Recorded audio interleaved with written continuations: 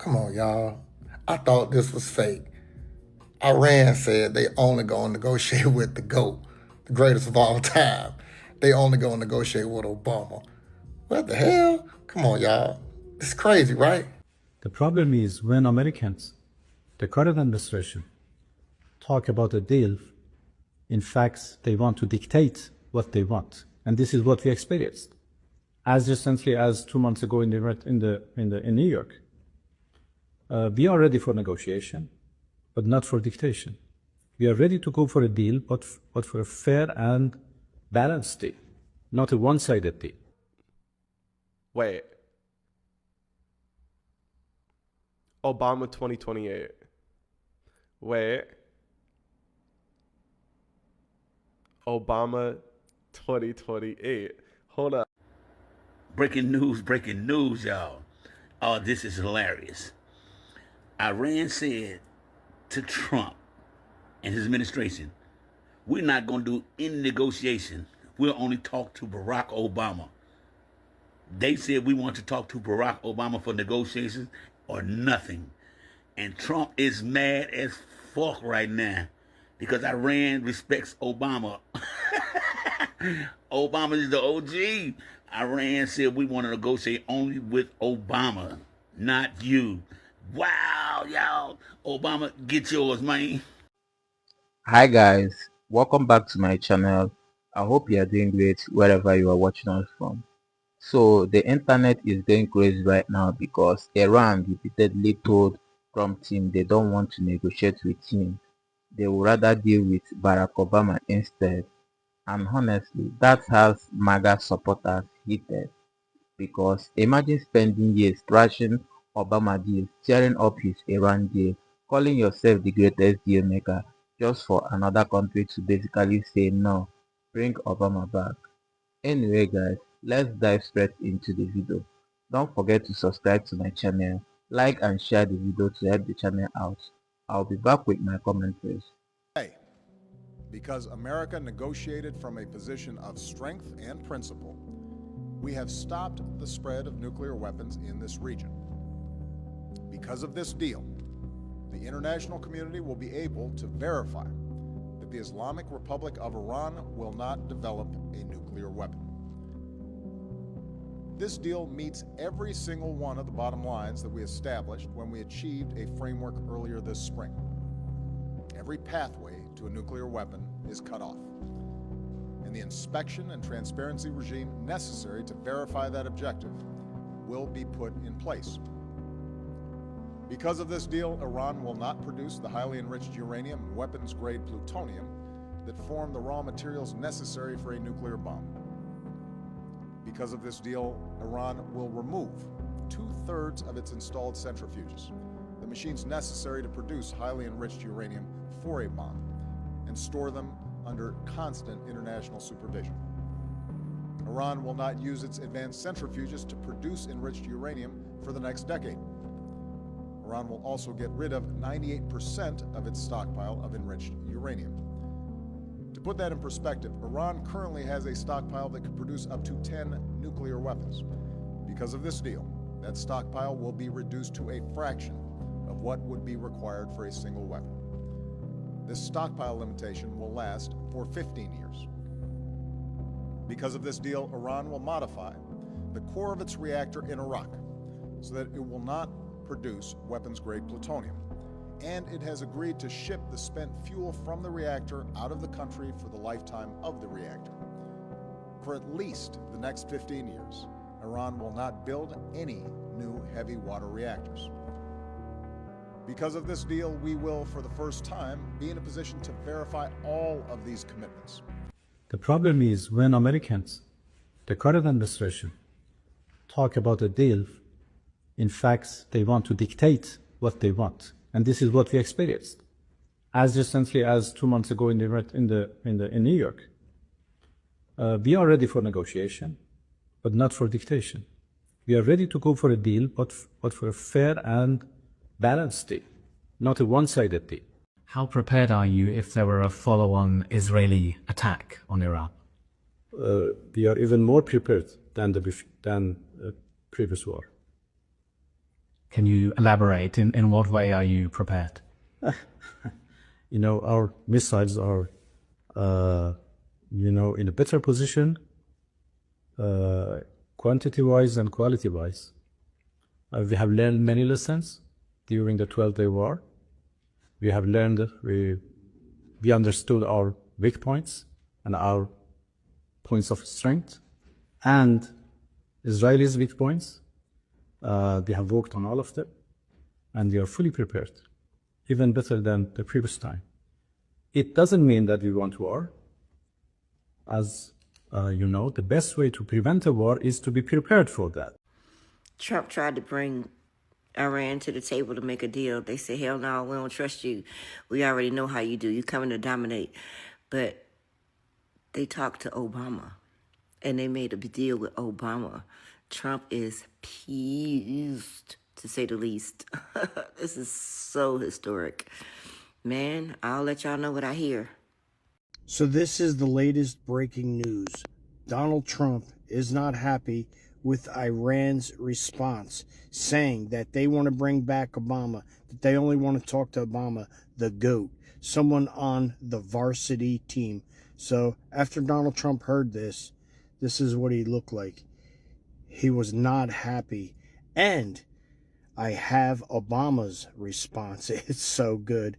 I got a photo of him when he learned of this, what Iran wants. Here we go. I'll get it. Now, this is Obama's response after he learned that Iran wants to deal with only him, the GOAT, the go-to guy, and that he's on the varsity team and not Pee-wee football. So here we go. I think it's hysterical. Look at his response. It is so good. Way to go, Obama. And we will see you hopefully for a third term. And yes, it'll be really interesting to see what happens with Obama and possibly Iran negotiations. Awesome. There you go. He's smiling. So Iran just tweeted out that they will only negotiate with Obama. Yeah. They said, sorry, we're holding out for the GOAT.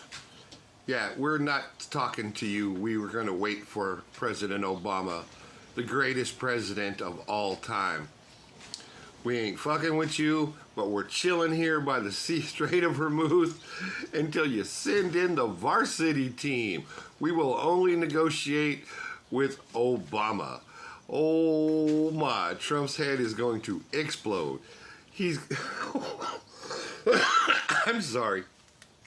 Oh my God.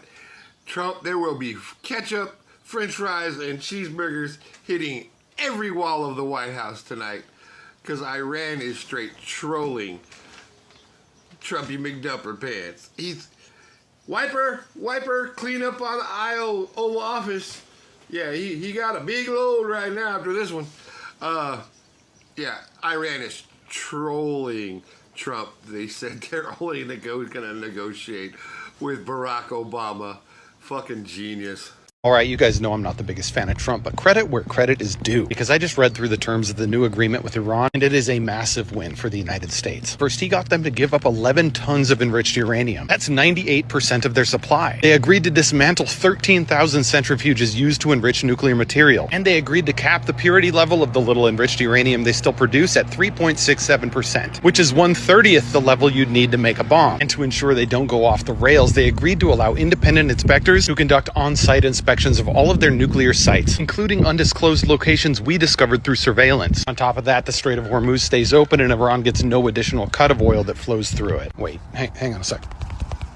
Shit, you guys, I'm sorry, I read that wrong. Those were the exact terms of the Joint Comprehensive Plan of Action, also known as the Iran nuclear deal signed by President Obama. That deal was so thorough and so well executed that in every single one of the more than a dozen independent inspections, Iran was fully compliant, including all of the inspections conducted by Donald Trump's own State Department. And on top of that, Obama's deal took the strait off the table as leverage, because in exchange for giving up their nuclear weapons program, they got relief from sanctions on oil sales. So closing the strait would have hurt them just as much as anyone else. But Trump tore up the deal deal anyway, because just like with the Affordable Care Act, any policy that proves Obama was 1,000 times the president Trump will ever be is an unacceptable living reminder of Donald Trump's incompetence and inadequacy, because there is nothing Trump hates more than a mirror that tells the truth about his reflection. A Velveeta Cheeto who is somehow simultaneously both twice the man and half the man that Obama continues to be. So with the deal torn up, within a year Iran had enough enriched uranium to be a problem, so sanctions were reimposed and the Strait was turned back into a hostage. But because Donald Trump can't make a deal durable enough to serve as President Obama's toilet paper, he'd painted himself into a corner and had no choice but to turn to the military to try and bury the problems he couldn't solve with a pen. Obama said, 2 weeks ago, that Netanyahu came and said, if you don't attack Iran, we're going to use nuclear weapons. And Obama said, go ahead, use them. We need to operate utterly independently of the Israelis. I've said a million times, I'm going to repeat it. Starting in the mid-1980s when Ronald Reagan was president, every single Israeli prime minister, no matter who it was, when they came to the United States, and they come all the time, they would say, please attack Iran, please attack Iran, please attack Iran. And every single president said, I'm not going to do it. Obama said, 2 weeks ago, that Netanyahu came and said, if you don't attack Iran, we're going to use nuclear weapons. And Obama said, go ahead, use them. And he called the bluff, and they didn't use them. Since 1986, the Iranians have been 6 months away from a nuclear weapon. Well, guess what? No, they're not. That's a lie. There have been two national intelligence estimates. What a national intelligence estimate is it's a sense of the community, of the intelligence community, formal paper. And this is important. If the CIA writes a paper, oh, okay, congratulations. The CIA believes this, or DIA believes that, or State Department believes this other thing. An NIE, National Intelligence Estimate, is you have all 18 intelligence agencies sitting around a giant table in the offices of the National Intelligence Council, and they're going sentence by sentence. Okay, the first sentence is, and the National Intelligence Officer reads it. Anybody have any objections? And all 18 people get to weigh in. It takes weeks normally to coordinate a paper like this. All 18 intelligence agencies concluded decisively, twice, that the Iranians did not have a nuclear weapons program. 2003, and the other one was like 2009, something like that. And in addition, Ayatollah Khamenei issued a fatwa saying that it was a sin to develop a nuclear weapon. And that's why they were not enriching to weapons grade levels. Yeah. And the Israelis said they didn't give a shit. They want us to bomb. First off, I'm surprised that you fill a room with 18 different agencies. I'm actually surprised anything ever in the world gets accomplished. I'm not exaggerating when I tell you, I never hated anything in my entire career as much as coordinating an NIE. I was the Deputy National Intelligence Officer for a while. And then to get promoted to GS-14, I had to write an NIE. So I wrote this NIE in 1997, and it was called Iraq, Saddam's next 12 months. And we coordinated it in 8 hours. And the National Intelligence Officer, Ben Bonk, God rest his soul, terrific guy, he came to me afterwards and he said, that was the fastest coordination session for an NIE that I've seen in 25 years. And I said, this one was actually pretty easy, Ben. Saddam could threaten Kuwait. Saddam could threaten the Kurds. Saddam could threaten the Shias. Saddam will probably try to violate sanctions. Back during the Obama administration, the Israelis were pushing President Obama to take military action against Iran, and were warning that they would do it themselves if he didn't. And he wouldn't, because he thought the better way to get at the nuclear program, which is what we were focused on, was through very muscular diplomacy backed up by very, very strong sanctions that we rallied the world to put in place. And then we got the Iran nuclear agreement. In the days after the October 7th attack on Israel, the horrific attack on Israel by Hamas, the Israelis were insisting that in the north, Hezbollah from Lebanon was about to attack. And they wanted to strike preemptively against Hezbollah. And President Biden said, look, we're with you, we'll always be with you in defending Israel, and if you're attacked, we're there, but we're not there if you're going to start something. And we came within about 30 minutes of having a war in the north based on bad information that the Israelis had about an imminent attack from Hezbollah. We were able to avert that. But Biden was very insistent. We're not going to do something that you initiate, that you start. It's very different than defending Israel when it's been attacked. I can't speak to what the dynamic was this time. I heard that, then it was walked back. The president said it was the other way around. There's been a shifting rationale, a shifting explanation for why this, why now. And again, that's why it's so important to have ideally laid this out before the American people and our partners and allies. We might have had less friction with them if there was a compelling case to be made, to make sure that we laid that out in advance and had them with us on the takeoff, not mid-flight or on the landing. Barack Obama stopped Iran from acquiring a nuclear weapon without forcing the entire world to pay more for gas. So the most important issue right now is the question of trust. We cannot trust Americans at all. So everything should be exact. Everything should be defined very clearly before we can conclude a deal. And it is obvious that those things they have not been able to achieve militarily, they cannot achieve on negotiation table unless there is a win-win solution achieved. So the current negotiation is suffering from the lack of trust. Or another problem is as I said, contradictory messages, which has made us reluctant about the real intentions of Americans in these negotiations. We are in doubt about their seriousness, but the moment we feel that they are serious and they are ready for a fair and balanced deal, we certainly proceed in the course of negotiations. MAGA Republicans are freaking out because President Obama has reassumed his position as symbolic figurehead in the aftermath of Donald Trump failing so terribly to build up our relationships with leaders like Prime Minister Mark Carney, who met with President Obama just yesterday. Even Laura Loomer is, I guess, taking to the internet to say that this is an attempted coup, but that would never... Wait. Obama 2028. Wait.